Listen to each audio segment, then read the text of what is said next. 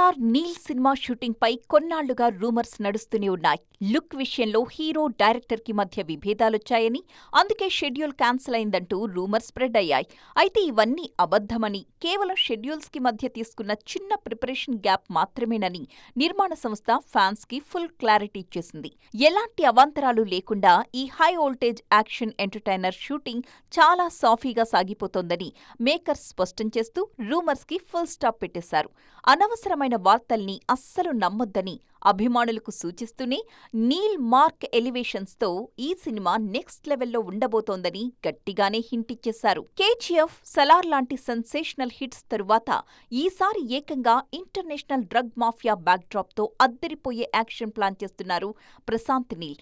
ఈ పవర్ఫుల్ స్టోరీకి డ్రాగన్ అనే ఇంట్రెస్టింగ్ టైటిల్ ని కూడా పరిశీలిస్తున్నారు. ఈ సినిమాలో తారక్ ని తన గత సినిమాలకు భిన్నంగా చాలా స్టైలిష్ గా ప్రెజెంట్ చేయబోతున్నారు నీల్.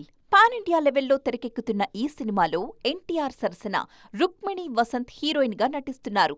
నెక్స్ట్ షెడ్యూల్లోనే ఈమె కూడా జాయిన్ అయ్యే అవకాశాలున్నాయి. మొత్తానికి ప్రశాంత్ నీల్, తారక్ సినిమా విషయంలో వస్తున్న వార్తలన్నీ రూమర్సే అని మేకర్సే చెప్పడంతో ఊపిరి పీల్చుకుంటున్నారు అభిమానులు.